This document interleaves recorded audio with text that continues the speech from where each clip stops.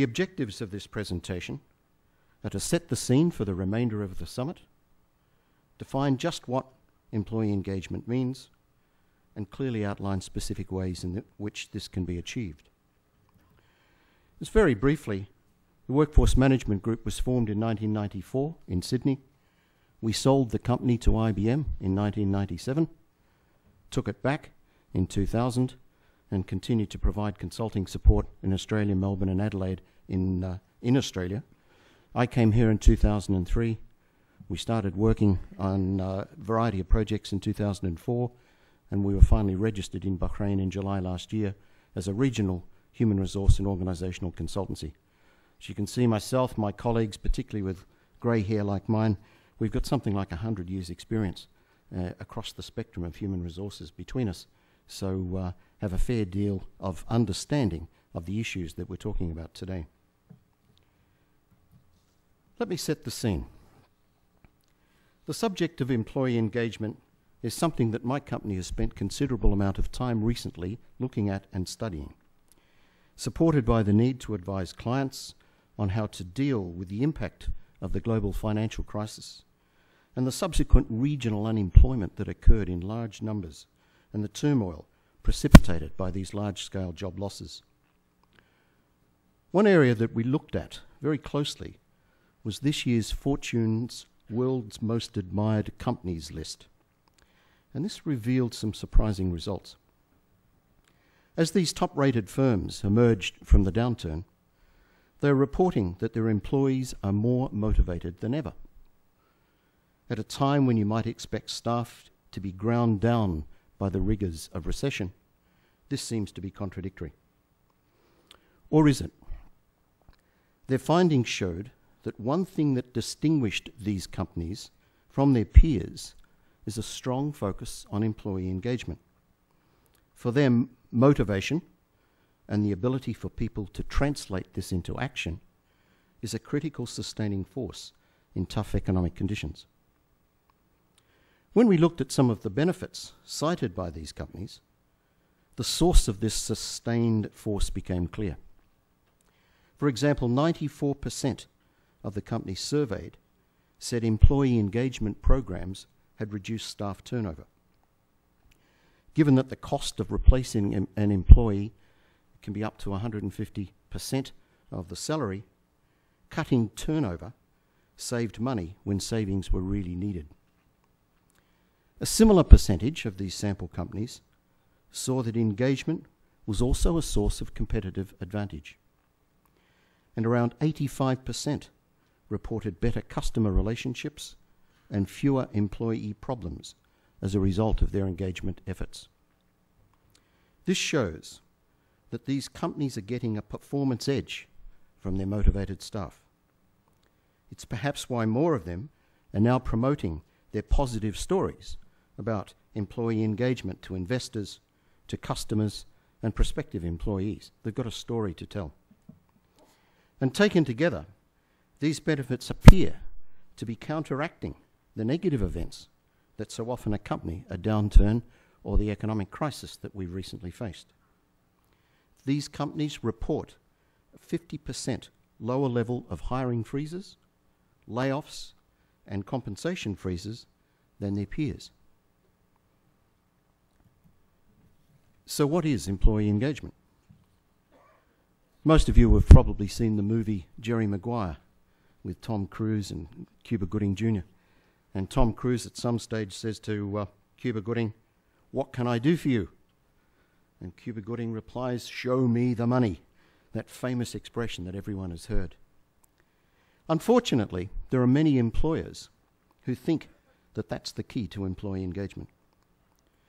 But any company that thinks that they have to pour money on employees, to pay more money out simply to buy their regard, will discontinue employee engagement efforts if times become hard or finances become difficult, because it becomes a matter of money, and that money can be spent better elsewhere. It's too expensive, they can't afford to do it right now.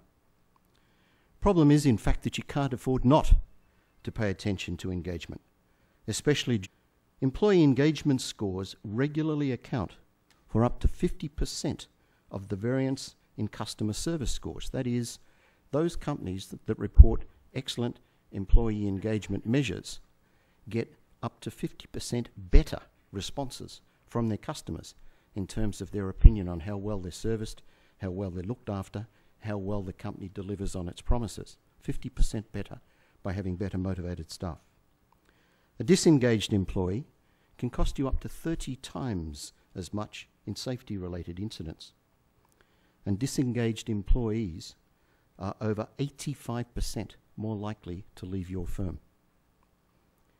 Engagement comes not from dollars, but from the more personal factors.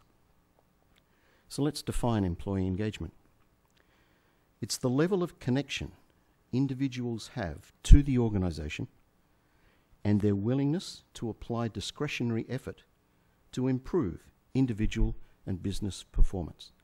It's their connection with the firm and their voluntary attention to improving the ways in which the firm can improve.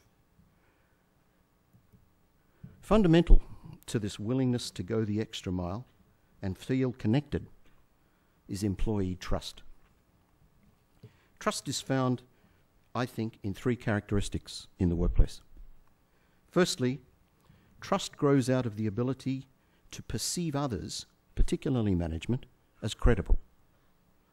What they say is true, their actions are consistent with their words, and they will be ethical in their business practices. So an employee has that feeling, particularly towards management. They can be taken at their word, what they say they will deliver upon. Secondly, trust also depends on how much employees experience respect. Through support provided through professional growth, the inclusion of their ideas in decision-making processes, and through care, both within the workplace and in life outside work.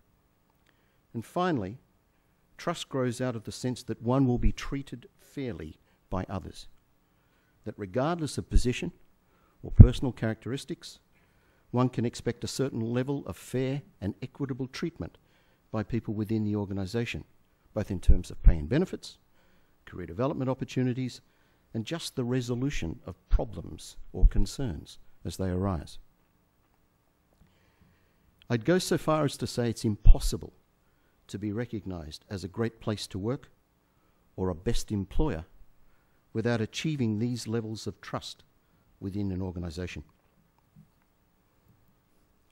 So let's talk a little bit about achieving employee engagement. How do companies position themselves to be considered the best places to work or be recognised as great employers, incorporating the concept of employee trust and the ideas that I've already outlined?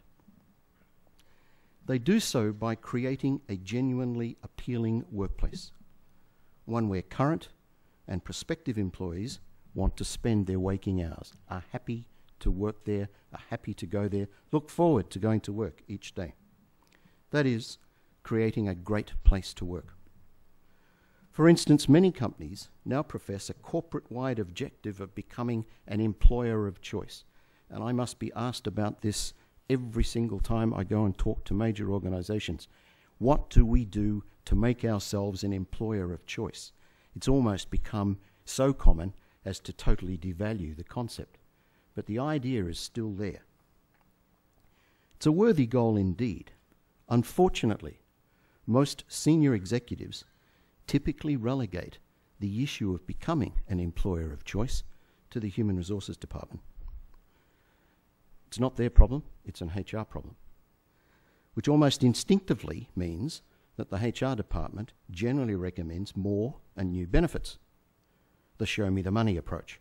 That's the easiest way of doing it. Pay them more, they'll be happier, we'll be considered to be an employer of choice. On the surface, this approach makes sense. Good benefits can help create a good work environment. But good benefits alone do not create a great work environment. There are many examples of companies that are in the same industry and on paper have the same or similar benefits, yet employees